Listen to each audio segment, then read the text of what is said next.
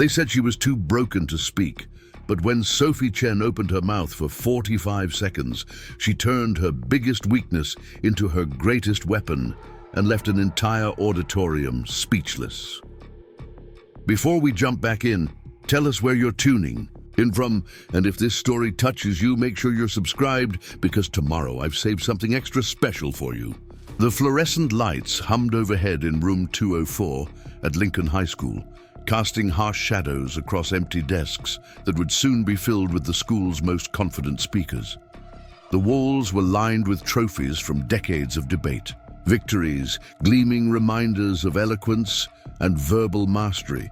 In the far corner, near a stack of dusty textbooks, sat Sophie Chen, 16 years old with shoulder-length black hair that she often used as a curtain to hide behind. Sophie clutched a worn leather journal against her chest like armor. The journal had belonged to her grandfather, a man who had arrived in America with nothing but determination and somehow became one of Riverside's most respected community leaders. Now it held her carefully written words, speeches she crafted in the safety of silence, but could never voice aloud without the familiar betrayal of her tongue. The stutter had been with her for as long as she could remember, but it became her prison 3 years ago during a middle school presentation about climate change. She had prepared for weeks, memorized every line, practiced in front of her bedroom mirror until the words flowed like water. But when she stood before her 8th grade class, something snapped. The words caught in her throat like broken glass, each syllable requiring monumental effort. The harder she tried, the worse it became, until finally she stood frozen, tears streaming down her face while 28 pairs of eyes watched her crumble. Planet Earth is dying, she had managed to whisper before running from the room, leaving behind not just her presentation, but her confidence, her voice, her belief that she had anything important to say. The laughter that followed her down the hallway still echoed in her nightmares. Since then, Sophie had become a master of invisibility. She sat in the back of every classroom, never raised her hand, communicated through nods and written notes when possible. Teachers learned not to call on her. Classmates learned not to expect her to participate in group discussions. She had become the quiet girl, the one who disappeared into backgrounds and corners, whose voice was heard only in the safety of her own home. Mrs. Rodriguez, the speech and debate teacher, barely noticed when Sophie slipped into her classroom that September afternoon. The veteran educator was busy arranging papers on her desk, preparing for the after-school debate team meeting. She had been teaching for 15 years and had seen every type of student walk through her doors. The confident ones who dominated discussions, the nervous ones who gradually found their footing, the naturally gifted ones who seemed born for the spotlight. Sophie didn't fit any of these categories. Around the room, other students began filtering in, their voices filling the space with animated conversations about weekend plans, upcoming tests, and social media drama.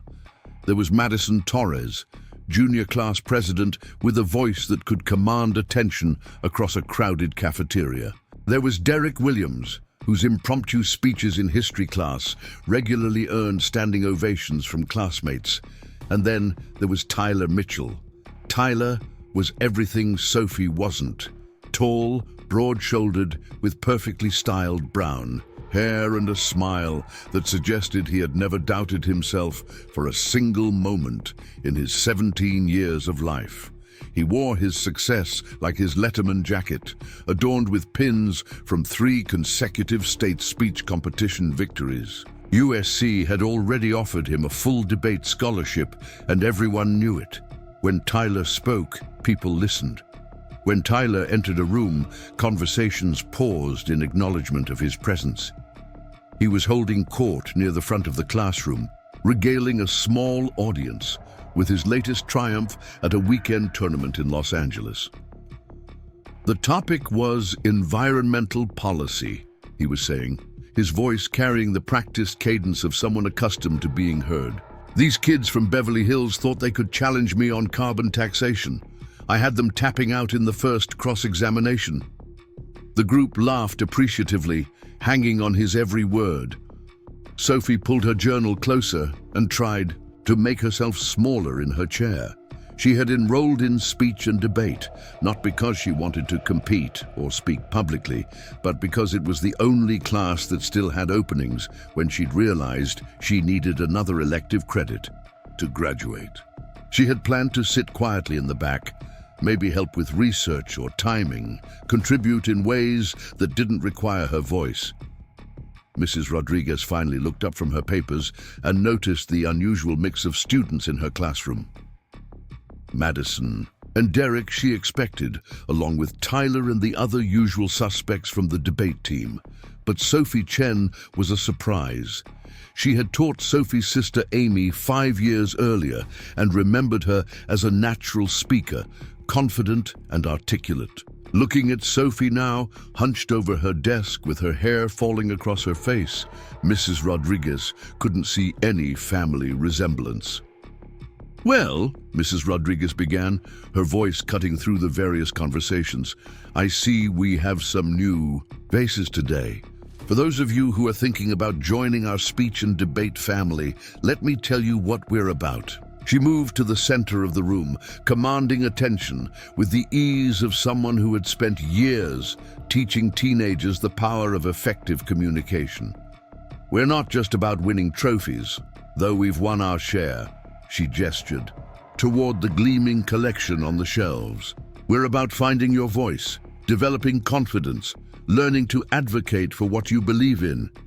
In this room, everyone gets heard. Everyone matters."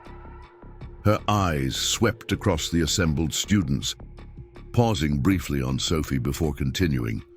"Preparing and narrating this story took us a lot of time, so if you are enjoying it, subscribe to our channel. It means a lot to us. Now back to the story." Tyler shifted in his seat, already bored by what he considered a speech he'd heard 3 times before. He glanced around the room, noting the new potential recruits, with the calculating eye of someone who saw everything in terms of competition. Most looked promising enough, though he doubted any would pose a real challenge to his dominance. His gaze landed on Sophie and lingered there for a moment, taking in her defensive posture and downcast eyes. "What about you?" he called out suddenly, his voice cutting across Mrs. Rodriguez's introduction. "You in the back with the notebook. What's your name?" The room fell silent, all attention turning towards Sophie's corner. She looked up startled, her eyes wide with panic as she realized she had become the center of attention. Mrs. Rodriguez frowned at the interruption, but Tyler pressed on. "Come on, don't be shy. If you're thinking about joining debate, you've got to be able to speak up." There was no malice in his voice, just the casual confidence of someone who had never struggled to be heard, who couldn't imagine why anyone would find speaking difficult. Sophie's mouth opened, but no sound emerged. The familiar paralysis crept up from her chest, tightening her throat, turning her tongue to stone. Around the room, she could feel eyes watching, waiting, judging. The silence stretched on, growing heavier with each passing second. "I'm Sophie," she finally managed, the words fighting their way past the blockade in her throat. The stutter was immediately apparent, hanging in the air like a neon sign advertising her weakness. Tyler's eyebrows rose slightly, more in surprise than mockery, but the damage was done. Sophie could feel her cheeks burning, could sense the shift in the room's energy as students processed what they had just heard. She wanted to disappear, to sink through the floor and never return. Mrs. Rodriguez quickly moved to redirect the conversation, launching into an explanation of the upcoming Lincoln High speech competition. But Sophie heard none of it. She was trapped in her own head, reliving that moment of exposure, feeling the familiar shame wash over her in waves. The worn leather journal felt heavy in her hands, filled with words she would never be able to share, thoughts and ideas that would remained forever locked inside her broken voice. The weeks that followed blurred together in a haze of silent observation and careful avoidance. Sophie discovered that Lincoln High's speech and debate program was more intensive than she had anticipated. What she thought would be a quiet elective, where she could blend into the background, turned out to be a demanding course that required active participation from every student. Mrs. Rodriguez had a philosophy that everyone needed to contribute, even if it meant starting small. She assigned weekly speaking exercises, beginning with simple introductions and gradually building toward more complex presentations. For most students, these were routine warm-ups, casual conversations about their weekend plans or favorite movies. For Sophie, each assignment felt like scaling Mount Everest in flip-flops. The classroom dynamics quickly established themselves. Tyler naturally assumed the role of unofficial leader, offering feedback on other students' presentations with the authority of someone who had been competing at the state level since he was 14. Madison and Derek formed a supportive middle tier, encouraging newer members while learning from Tyler's expertise. And then there was Sophie, occupying her own category of struggle that no one quite knew how to address. Mrs. Rodriguez tried various approaches to draw Sophie into the class. Discussions. She started with written assignments, having students draft speeches they would eventually present aloud. Sophie excelled at these, turning in thoughtful, well-researched essays that demonstrated a deep understanding of rhetorical techniques and persuasive writing. Her analysis of famous speeches throughout history showed an almost intuitive grasp of what made words powerful, what gave them the ability to move people and change minds. But when it came time to present these carefully crafted pieces, Sophie would freeze. The words that flowed so eloquently on paper became trapped behind her stuttering tongue, emerging as broken fragments that bore little resemblance to her original thoughts. She would stand at the front of the room, gripping her grandfather's journal like a lifeline, watching her classmates' expressions shift from encouragement to pity to uncomfortable impatience. Tyler, to his credit, never laughed outright at Sophie's struggles. His reaction was something more complex and perhaps more damaging, a kind of professional bewilderment, as if he couldn't understand how someone so obviously intelligent could be so fundamentally broken when it came to the basic act of speaking. He would offer suggestions after her presentations, delivered in the same tone he might use to help a younger student understand a difficult concept. "Try slowing down," he would say, his voice carrying the patient authority of someone accustomed to coaching others. "Take deeper breaths, maybe practice more at home." The advice was technically sound, but revealed a complete misunderstanding of what Sophie was experiencing. Her stutter wasn't a matter of insufficient preparation or poor breathing technique. It was something deeper, more fundamental, a disconnect between her brilliant mind and her rebellious voice that no amount of practice seemed able to bridge. The other students' reactions varied but followed predictable patterns. Madison offered gentle encouragement, the kind of superficial support that well-meaning people provide when they don't know how else to help. Derek mostly looked uncomfortable during Sophie's presentations, his expression suggesting he felt bad for her, but didn't know what to do about it. The newer students learned quickly to avoid making eye contact when Mrs. Rodriguez was looking. For volunteers, afraid they might be called upon to follow one of Sophie's painful performances. After 3 weeks of this routine, Mrs. Rodriguez requested a private meeting with Sophie after class. The classroom had emptied out, leaving just the two of them surrounded by the afternoon silence that settled over the school like dust. Sophie sat in her usual corner seat, her journal closed on the desk in front of her, waiting for what she assumed would be a gentle but firm suggestion that she consider transferring to a different elective. Instead, Mrs. Rodriguez pulled up a chair and sat directly across from her, close enough that Sophie couldn't hide behind her hair or look away without being obviously rude. The teacher's expression was thoughtful, not pitying, which surprised Sophie enough that she actually made eye contact for the first time in weeks. "I've been teaching for 15 years, Mrs. Rodriguez began, her voice carrying none of the performative energy she used during class presentations. "I've seen students who were naturally gifted speakers, students who had to work hard to develop their skills, and students who thought they could never improve but eventually found their voice.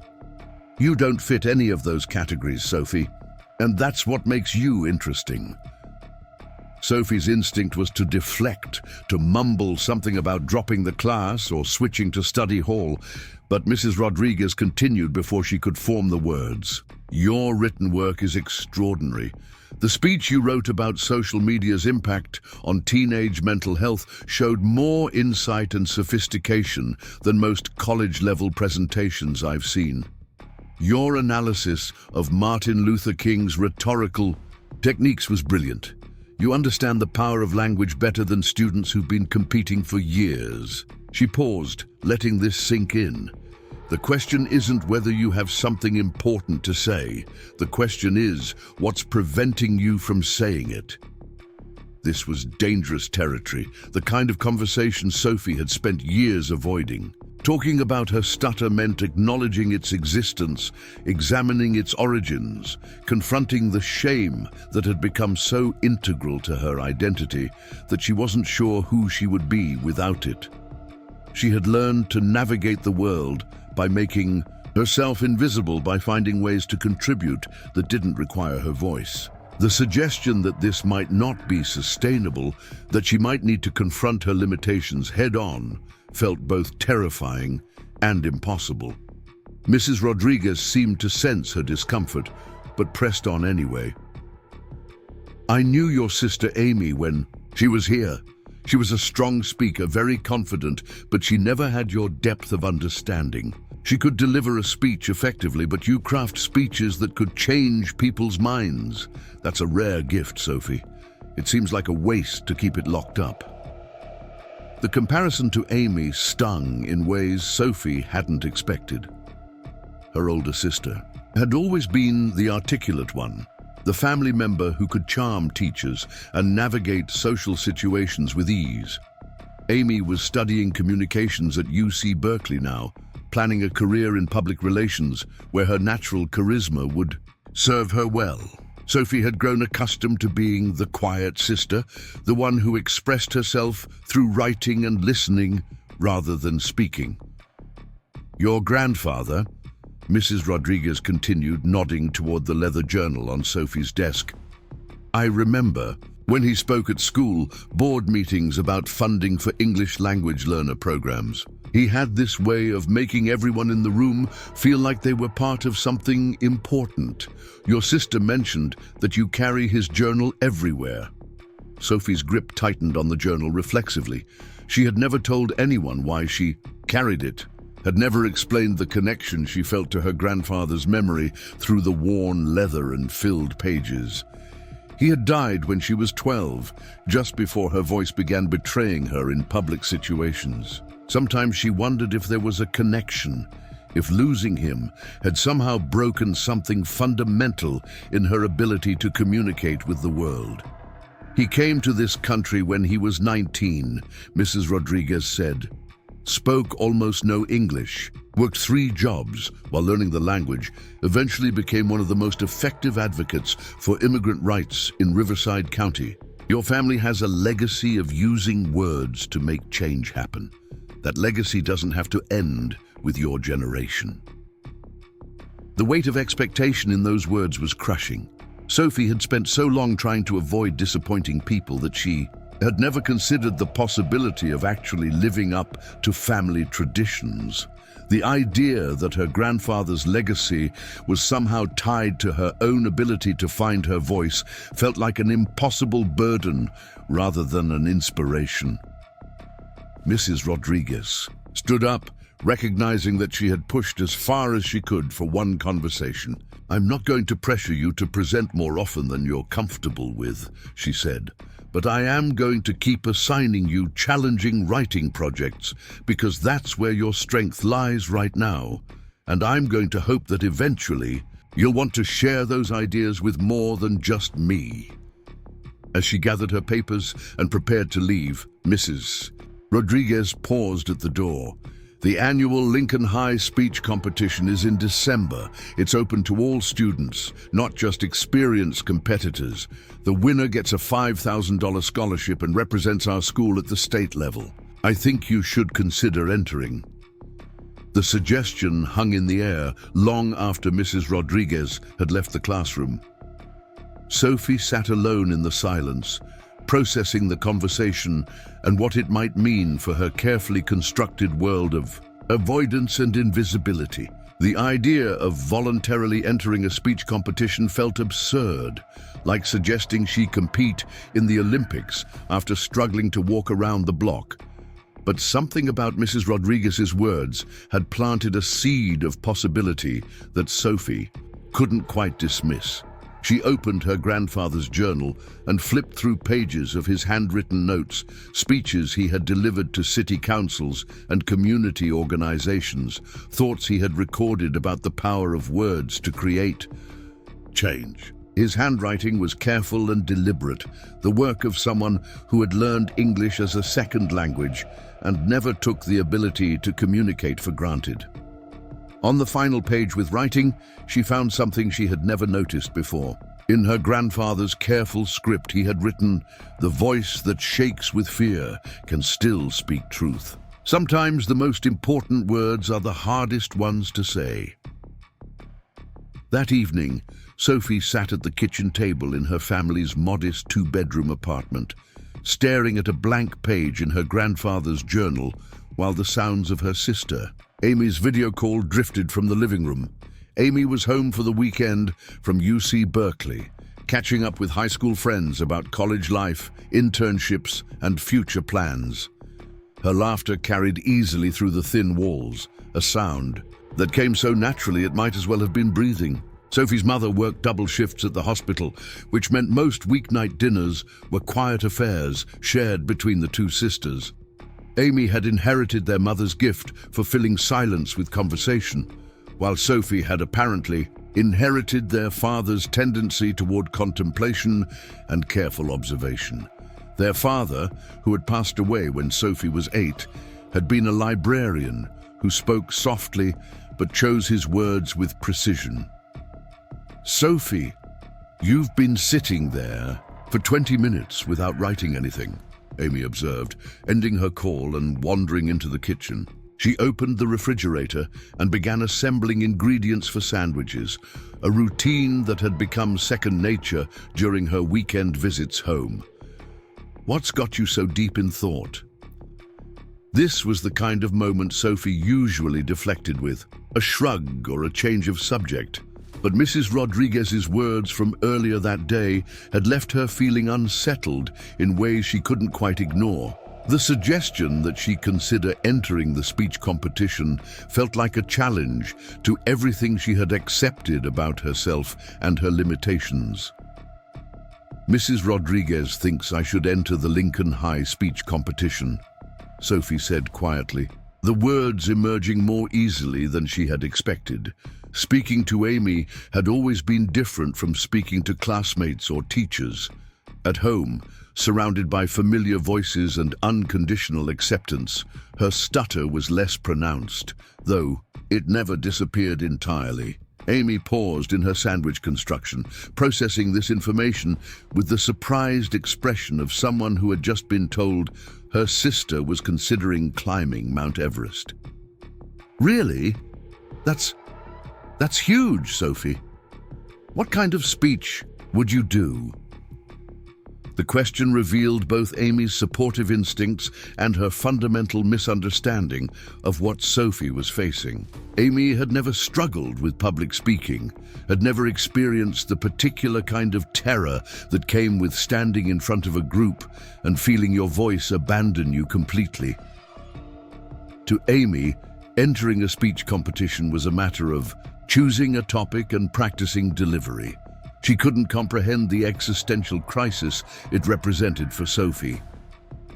"I can't even get through a 2-minute presentation in class without falling apart," Sophie replied, her voice carrying the weight. of accumulated failures and embarrassment. The competition is in front of the entire school. There will be judges, parents, other schools competing. I would humiliate myself and probably damage Lincoln High's reputation in the process. Amy finished making the sandwiches and sat down, across from her sister, studying Sophie's face with the concerned expression of someone who wanted to help but wasn't sure how. "You know what I remember about Grandpa's speeches?" she said finally.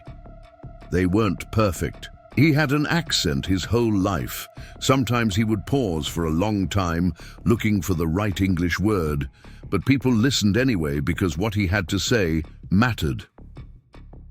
This comparison to their grandfather felt different coming from Amy than it had from Mrs. Rodriguez. Amy had actually known him, had sat in city council meetings, watching him advocate for immigrant families and educational funding.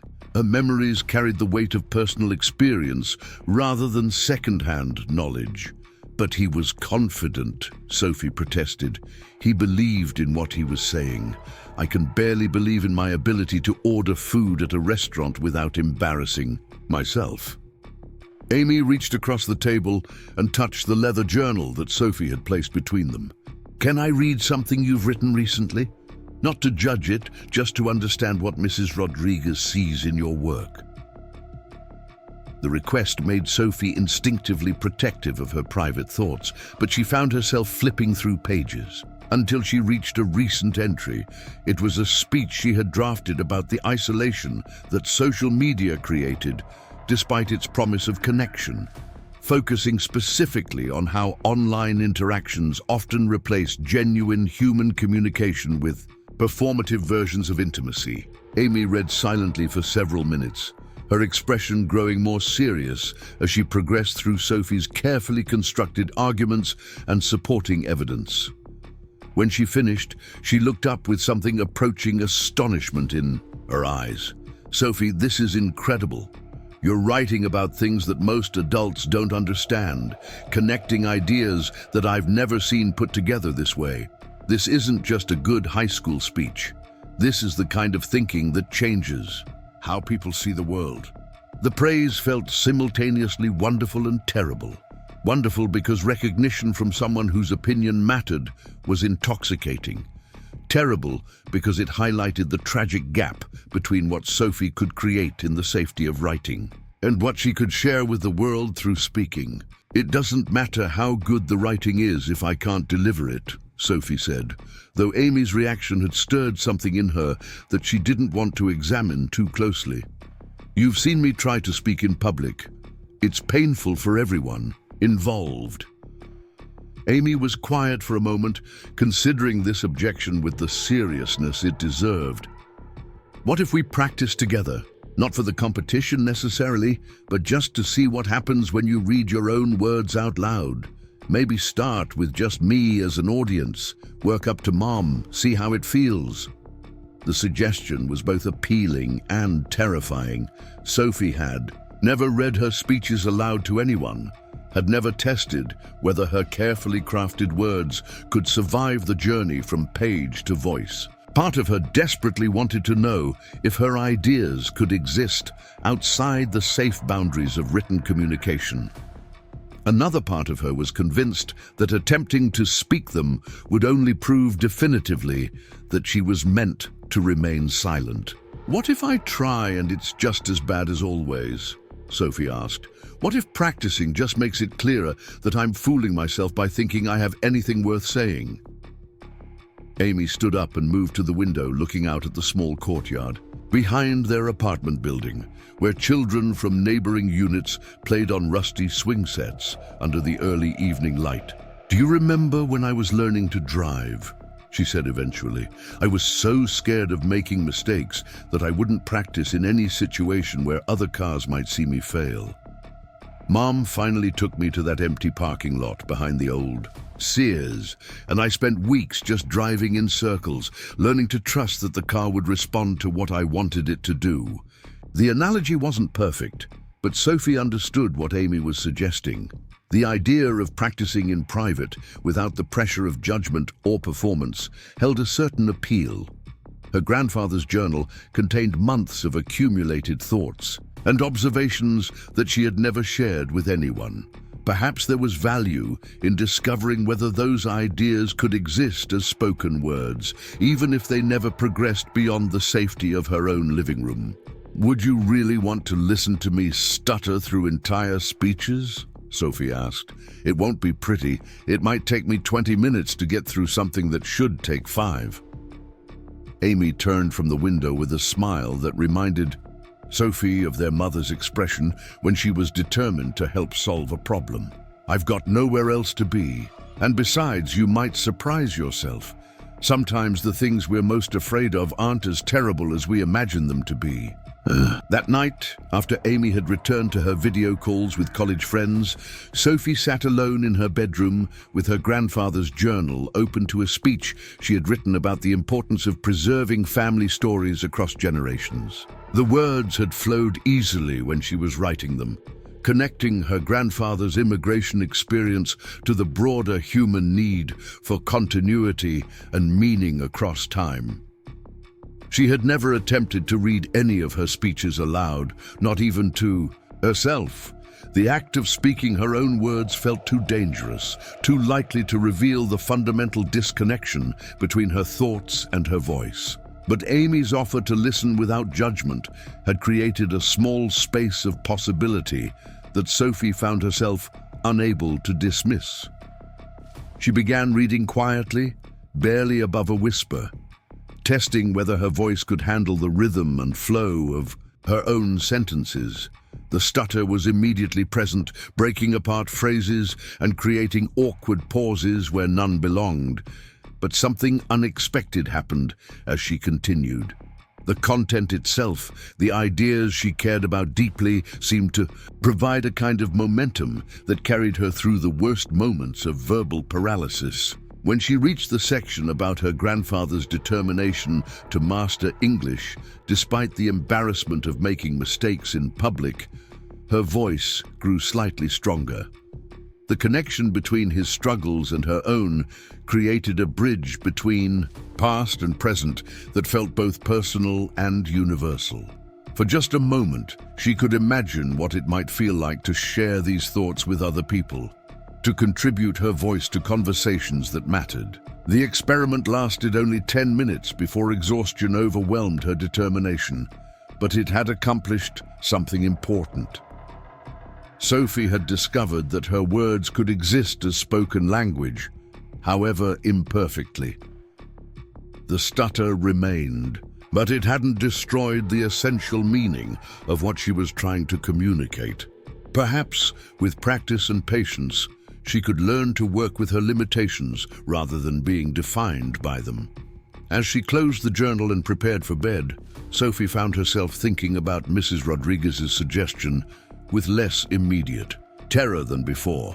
The competition still seemed impossibly daunting, but the complete impossibility of it had been replaced by something more complex. Maybe she couldn't win. Maybe she would embarrass herself. But perhaps there was value in trying that had nothing to do with external validation or success. The following Monday brought an unexpected announcement that shifted the entire dynamic of Mrs. Rodriguez's speech and debate class. As students settled into their seats for what they assumed would be another routine day of practice presentations and feedback sessions, their teacher stood at the front of the room with an energy that suggested something significant was about to happen. "I have news that I think will excite all of you," Mrs. Rodriguez began, her voice carrying the kind of controlled enthusiasm that experienced teachers use when they want to build anticipation. The Lincoln High Speech Competition this year has attracted more participants than ever before. We have students from 12 different schools registered to compete, including some very strong programs from Los Angeles and San Diego. Oteodosto. Tyler leaned forward in his seat, his interest immediately piqued by any mention of increased competition. He had dominated local tournaments for so long that the prospect of facing unfamiliar opponents from more competitive regions was genuinely exciting. Madison and Derek exchanged glances, their expressions mixing excitement with nervousness about the elevated stakes. More importantly, Mrs. Rodriguez continued, the competition has attracted the attention of some significant sponsors. The scholarship prize has been increased to $10,000, and the winner will have the opportunity to attend a summer rhetoric program at Stanford University with a full scholarship. The room erupted in surprised murmurs and excited whispers. $10,000 was life-changing money for most Lincoln High students, and a Stanford program represented the kind of opportunity that could reshape an entire academic trajectory. Even students who had been casually interested in the competition were suddenly calculating whether they had enough time to prepare something impressive. Sophie felt her stomach clench with a mixture of longing and despair. The increased stakes made the competition simultaneously more appealing and more impossible. $10,000 would cover a significant portion of college expenses that her family was already struggling to plan for. Her mother's hospital salary supported them adequately, but there was nothing left over for the kind of educational opportunities that could transform Sophie's future. The topic restrictions have also been modified, Mrs. Rodriguez announced, consulting her notes. Instead of choosing from predetermined categories, participants can speak about anything they're genuinely passionate about, as long as they can demonstrate why their chosen subject matters to a broader audience. The judges will be looking for authenticity, insight, and the ability to connect personal experience to universal themes. This change was particularly intriguing to Sophie, whose best writing had always emerged from deeply personal reflections on family history, social isolation, and the challenge of finding one's place in an often unwelcoming world. The opportunity to speak about something she truly cared about, rather than conforming to artificial categories, removed one of the barriers that had made the competition feel so foreign and intimidating. Tyler raised his hand immediately. What's the time limit for presentations? 6 minutes maximum, Mrs. Rodriguez replied, but judges have been instructed that they're more interested in impact than duration. A powerful 3-minute speech will score higher than a mediocre 6-minute presentation. 6 minutes felt both endless and impossibly brief to Sophie. Endless because she had never successfully spoken in public for more than 90 seconds, without completely falling apart. Impossibly brief because her written speeches typically took 15 to 20 minutes to read aloud, even accounting for her stuttering-induced pauses and repetitions. After class, Sophie found herself walking slowly toward the library, her mind churning with calculations and possibilities that she was afraid to examine too closely. The increased scholarship money had transformed the competition from an abstract challenge into a concrete opportunity that could genuinely impact her future. But wanting something badly had never made it more achievable. And Sophie's history of public speaking failures provided little reason for optimism. The library had always been Sophie's refuge at Lincoln High, a place where silence was valued and communication happened primarily through written words rather than spoken ones. She had claimed a corner table near the biography section as her informal headquarters, a spot where she could work on assignments while remaining invisible to most of her classmates. David Park was already seated at the table when Sophie arrived, his calculus textbook open beside a notebook filled with equations that looked like abstract art to anyone not fluent in advanced mathematics. David was one of the few students at Lincoln High who seemed to understand Sophie's preference for quiet companionship over forced conversation. They had developed an unspoken friendship based on shared study sessions and mutual respect for each other's need for peaceful concentration. "You look like someone who's trying to solve an impossible problem," David observed quietly, glancing up from his calculations as Sophie settled into her usual chair. His comment wasn't prying or judgmental, just an observation from someone who spent most of his time wrestling with complex mathematical concepts. Sophie appreciated David's directness, his ability to acknowledge what he saw without demanding explanations or offering unwanted advice. "Mrs. Rodriguez thinks I should enter the speech competition," she said, testing how the words felt when spoken to someone outside her family. The scholarship prize got increased to $10,000. David's eyebrows rose slightly, his expression shifting from casual interest to genuine attention. Like most students at Lincoln High, he was acutely aware of how much $10,000 could change someone's educational prospects. "That's a significant opportunity," he said carefully. "What kind of speech would you want to give?" The question was refreshingly practical rather than emotional. David wasn't asking whether she thought she could overcome her stutter or whether she believed in herself enough to try. He was approaching the situation like a mathematical problem, focusing on variables and potential solutions rather than psychological barriers and past failures. "I've been writing about communication," Sophie replied, surprised by how easily the words emerged when she was talking about ideas rather than personal limitations. How people connect with each other, how we build understanding across different experiences, how silence can sometimes be more powerful than speech. "I think there's something important there, but I don't know if I can make it accessible to other people." David nodded thoughtfully, his mathematician's mind already working on the logical structure of what Sophie was describing. "It sounds like you're talking about the paradox of expression," he said. "The idea that the people who most need to be heard are often the ones who have the most difficulty speaking, while the people who speak most easily don't always have the most valuable things to say." This observation struck Sophie with unexpected force. David had articulated something she had been feeling but hadn't been able to express clearly, even to herself. The frustration of having important thoughts trapped behind a stuttering tongue, while watching classmates like Tyler dominate conversations with confidence that wasn't always matched by depth of insight. "Exactly," she said, her voice gaining strength as the conversation moved into intellectual territory where she felt more confident. "And I think there's something about the way we value communication in our society that privileges performance over content, style over substance.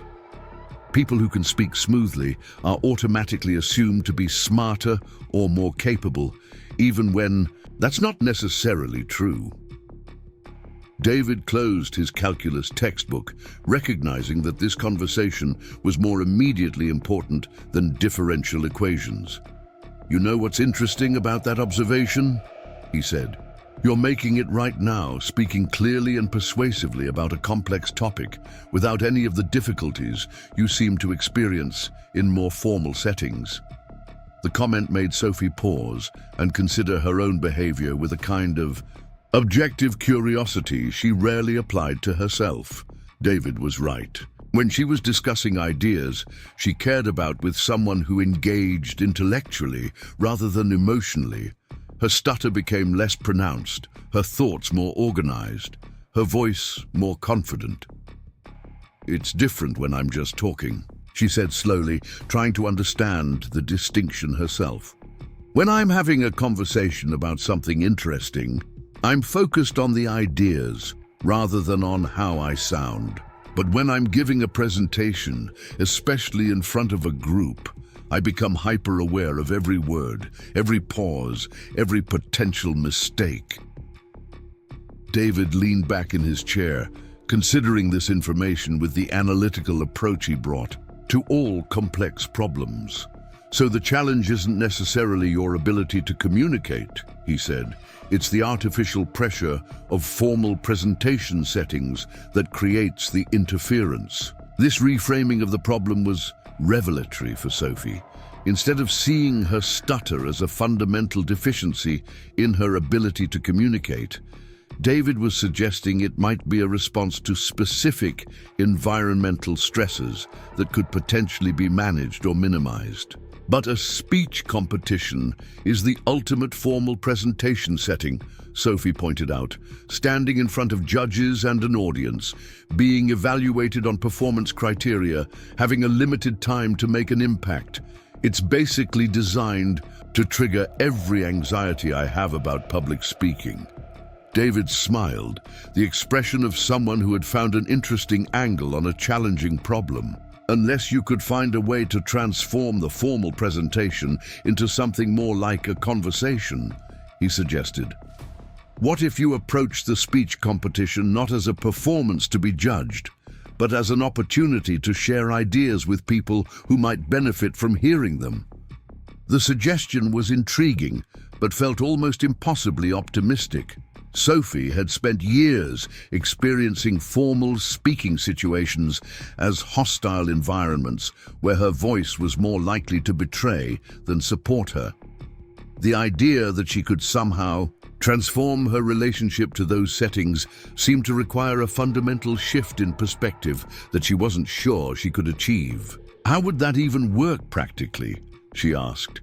It's still going to be a stage, with judges holding scorecards, with other competitors and audience members watching every gesture and listening to every word. David considered this practical objection seriously, his mind working through the logical steps required to bridge the gap between theory and implementation. Maybe it starts with changing how you prepare, he said. Instead of practicing a speech that you're going to deliver to an audience, maybe you practice having a conversation about ideas that matter to you. Instead of memorizing words, maybe you focus on understanding concepts so deeply that you can talk about them naturally. This approach appealed to Sophie's academic instincts, her natural tendency to research and analyze rather than perform and entertain. The idea of preparing for the competition by deepening her understanding rather than polishing her delivery felt more manageable, more aligned with her existing strengths. As they continued talking, Sophie found herself genuinely excited about the intellectual challenge of translating her written insights into conversational communication. For the first time since Mrs. Rodriguez had suggested she enter the competition, the possibility felt less like an impossible dream and more like a difficult but potentially achievable goal. The library was beginning to empty as students headed home for dinner, but Sophie felt energized rather than tired by her conversation with David. She had discovered something important about the relationship between her ideas and her voice, something that suggested her stutter might be a barrier she could learn to work around rather than an insurmountable obstacle that defined her limitations. The next 8 weeks transformed Sophie's relationship with her own voice in ways she never could have anticipated. What began as tentative practice sessions with Amy in their apartment kitchen evolved into something more systematic and purposeful. Sophie discovered that David's suggestion about approaching speeches as conversations rather than performances wasn't just theoretical comfort, but practical strategy that yielded measurable results. Every evening after dinner, Sophie would sit with her grandfather's journal and work through different sections of her speech about communication and connection. Instead of trying to memorize exact phrases, she focused on understanding the core concepts so thoroughly that she could explain them naturally, the way she might describe a favorite book to a friend. Amy served as her primary audience, asking questions and providing feedback that helped Sophie refine her ideas while building confidence in her ability to articulate them. The speech itself had crystallized around a central insight that felt both personal and universal. Sophie realized that authentic communication required vulnerability, the willingness to share imperfect thoughts with imperfect delivery in service of genuine connection. Her stutter rather than being an obstacle to overcome, became part of the message itself. Evidence that the most important words often come with difficulty, that the struggle to be heard was itself worth hearing about. Mrs. Rodriguez had noticed the change in Sophie's classroom participation without making it the subject of unwanted attention. During weekly discussion sessions, Sophie began contributing more frequently, her comments thoughtful and substantive, even when delivered with the halting rhythm that characterized all her spoken communication. Other students started paying attention when Sophie spoke, recognizing that her contributions were worth the patience required to hear them fully. Tyler's attitude towards Sophie had evolved as well, though perhaps not in ways he fully understood. Himself, initially dismissive of her struggles as simply inadequate preparation, he began to recognize that Sophie's insights often surpassed his own in depth and originality. During a class discussion about the ethics of persuasive rhetoric, Sophie had made an observation about the responsibility that comes with having a powerful voice that stopped Tyler mid-sentence and caused him to reconsider his entire approach to competitive speaking. The week before the competition, Sophie made a decision that surprised everyone, including herself. Instead of continuing to practice in the safety of her apartment, she asked Mrs. Rodriguez if she could present her speech to the entire class as a final rehearsal. The request came not from newfound confidence, but from practical necessity. She needed to know whether her ideas could survive the transition from intimate conversation to formal presentation. The day of her practice presentation, Sophie arrived at school with her grandfather's journal and a sense of determined calm that felt unfamiliar but not unwelcome. She had spent the morning reading through his notes about courage, finding strength in his written reminder that the voice that shakes with fear can still speak truth. The stutter would be present, the delivery would be imperfect, but the message mattered enough to justify the risk. When Mrs. Rodriguez called her name, Sophie walked to the front of the classroom with steady steps. She looked out at her classmates, Tyler, leaning forward with genuine interest, Madison offering an encouraging smile, David giving her a subtle thumbs up from the back row. These were people who had watched her struggle for months, who knew exactly what this moment represented. "My grandfather came to America with almost nothing," Sophie began, her voice quiet but clear. "No money, no connections, and barely enough English to ask for directions. But he had something that turned out to be more valuable than any of those things. He had something important to say." The stutter was immediately apparent, breaking apart some words and creating pauses where none belonged in the written version. But something remarkable happened as Sophie continued speaking. Her classmates leaned in rather than pulling away, their attention focused not on her delivery, but on her message. They seemed to understand instinctively that they were witnessing something authentic, something that couldn't be polished or performed, but had to be lived. Sophie talked about the isolation that comes with having a voice that doesn't work the way voices are supposed to work, about the assumptions people make when communication doesn't follow expected patterns. She described the difference between being heard and being understood, between speaking loudly and speaking truthfully.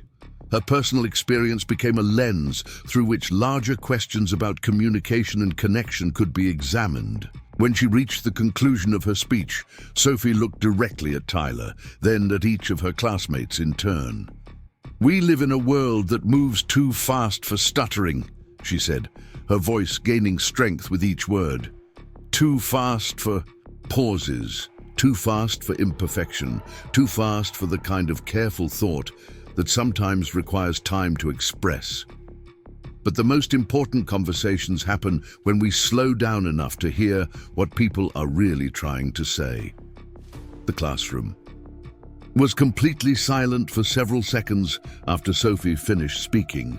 Then David began clapping, followed quickly by Madison, then by the entire class, including Tyler. It wasn't the polite applause typically given to student presentations, but the kind of sustained appreciation reserved for moments that genuinely move people. Mrs. Rodriguez's eyes were bright, with what might have been tears, though she maintained her professional composure. "Sophie," she said quietly, "that was extraordinary, not because it was perfect, but because it was true." The day of the competition arrived with autumn rain that drummed against the auditorium windows and created an atmosphere of intimate intensity despite the large crowd. Sophie sat in the green room behind the stage, her grandfather's journal open to the page where he had written about courage, surrounded by competitors who radiated the kind of polished confidence she would never possess. Tyler approached her just before the presentations began, his usual swagger replaced by something more genuine. "I wanted to say something before we go out there," he said, sitting down beside her. "Your speech in class last week changed how I think about what we're doing up there. I've been so focused on winning that I forgot we're supposed to be communicating with people, not just impressing judges." When Sophie's name was called, she walked onto the stage and looked out at an auditorium filled with students, parents, teachers, and judges. The lights were bright enough that individual faces blurred into a general sense of expectant attention. She placed her grandfather's journal on the podium, not as a crutch, but as a connection to the legacy of courage that had brought her to this moment. "My grandfather used to say that the voice that shakes with fear can still speak truth," Sophie began, her words carrying clearly through the auditorium's sound system. "I've spent most of my life believing that my voice was broken, that my stutter made me less capable of contributing to important conversations. But I've learned that sometimes the most powerful communication happens not despite our imperfections, but because of them." For the next 6 minutes, Sophie shared her insights about communication, vulnerability, and the courage required to speak truth in a world that often privileges style over substance. Her stutter was present throughout, creating rhythms and pauses that somehow enhanced rather than detracted from her message. The audience listened with an attention that felt different from mere politeness, as if they recognized they were hearing something rare and valuable. When Sophie finished speaking, the auditorium erupted in sustained applause that seemed to go on forever. She had found her voice not by overcoming her stutter, but by embracing it as part of her authentic way of communicating with the world. Up next, you've got 2 more standout stories right on your screen. If this one hit the mark, you won't want to pass these up. Just click and check them out.